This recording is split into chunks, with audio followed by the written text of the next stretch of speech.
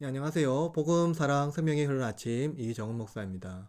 오늘은 재건된 성벽, 다시 세워지는 백성이라는 주제로 함께 아침 묵상을 시작하겠습니다. 느헤미야 7장은 예루살렘 성벽 재건이 완료된 후 공동체를 조직하고 회복시키는 과정을 보여줍니다. 느헤미야는 성벽이 완성된 뒤에도 하나님의 백성을 신실하게 세우는 일을 멈추지 않았습니다. 그는 성벽을 지키기 위한 관리자를 임명하고 공동체의 정체성을 유지하기 위해 족보를 확인하며 백성의 신앙적 헌신을 촉구합니다.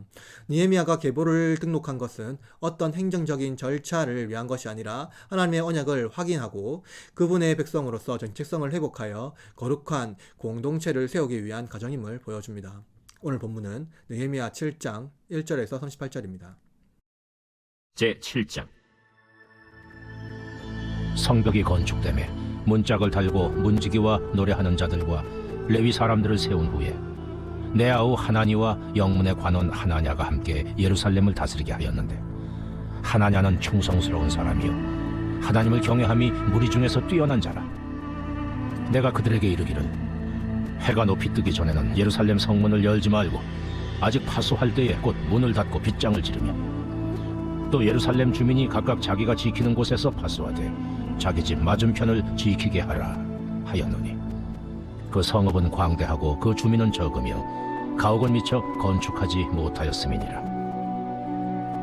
내 하나님이 내 마음을 감동하사 귀족들과 민장들과 백성을 모아 그 계보대로 등록하게 하심으로 내가 처음으로 돌아온 자의 계보를 얻었는데, 거기에 기록된 것을 보면 옛적에 바벨론 왕 느부갓네살에게 사로잡혀 갔던 자들 중에서 노임을 받고 예루살렘과 유다에 돌아와 각기 자기들의 성읍에 이른 자들, 곧 스룹바벨과 예수아와 느헤미야와 아사랴와 라암야와 나하마니와 모르드게와 빌산과 미스베렛과 비그웨와 누훔과 바나와 함께 나온 이스라엘 백성의 명수가 이러하니라.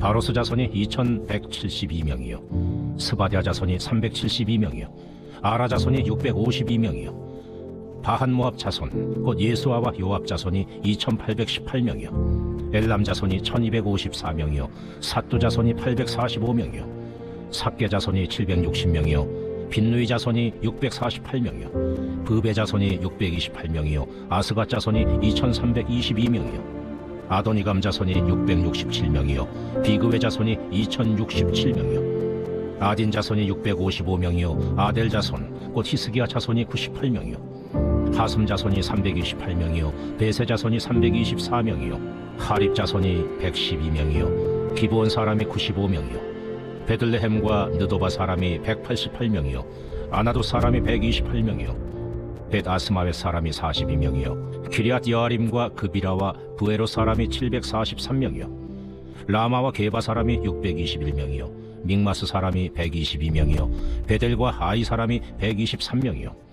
기타 느보 사람이 52명이요 기타 엘람 자손이 1254명이요 하림 자손이 320명이요 여리고 자손이 345명이요 로드와 하딧과 오노 자손이 721명이요 스나 자손이 3930명이었느니라. 느헤미야는 성벽이 세워졌다고 일을 멈추지 않았습니다. 여전히 외부의 위험이 존재했고 공동체 내부에서도 영적 도덕적 기준을 세우는 것이 중요했습니다.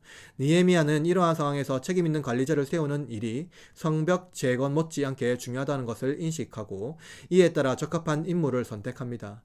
이 과정에서 느헤미야가 보여준 지도력과 원칙은 오늘날 우리의 공동체에도 큰 통찰을 제공합니다.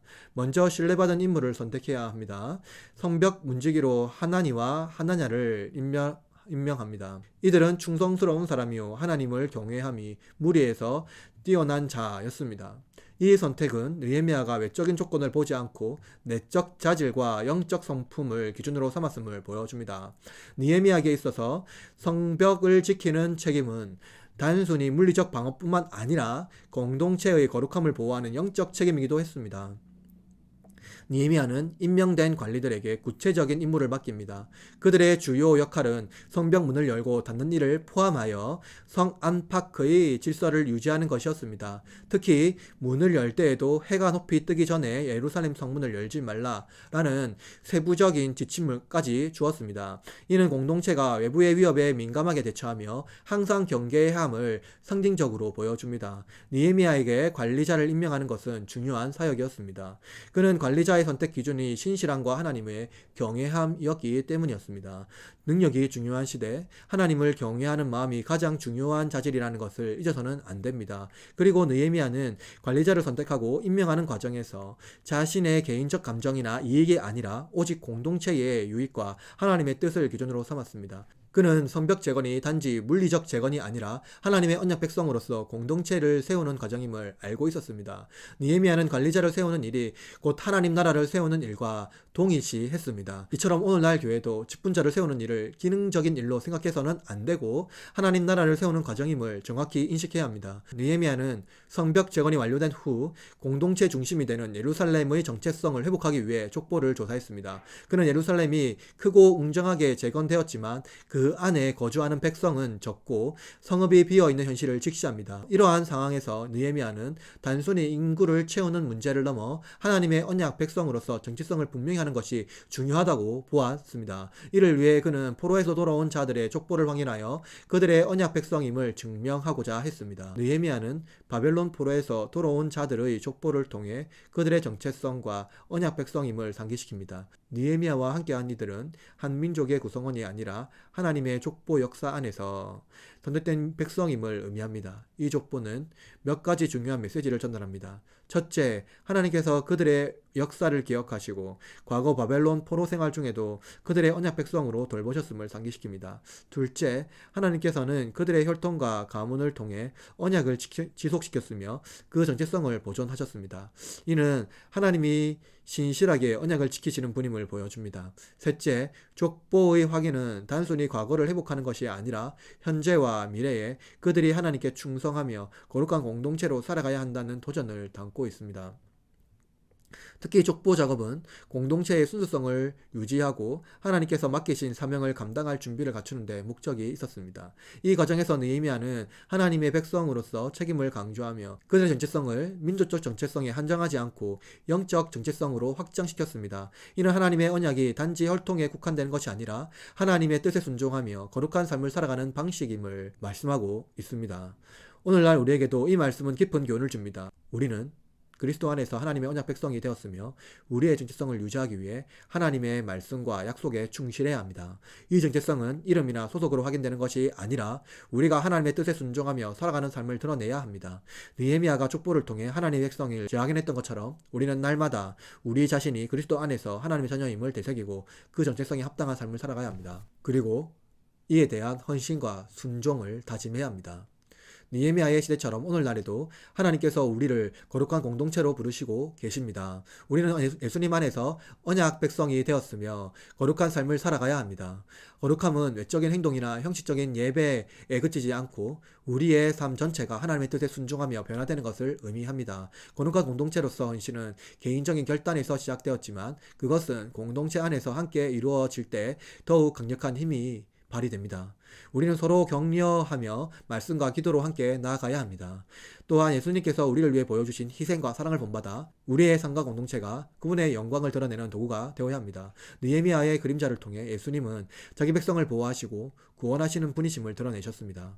느헤미야가 성벽을 재건하고 강문과 지역에 관리자를 세운 것처럼 예수님은 사도를 부르시고 말씀으로 그들을 세우셨을 뿐만 아니라 지속적으로 세상에 예수님 말씀이 뿌리내도록 하셨습니다. 오늘 우리는 묵상을 통해서 세 가지를 고민하며 내 삶에 적용해 봅시다. 첫째, 나의 삶에서 하나님의 백성으로서의 정체성을 어떻게 회복하고 지킬 수 있을까요?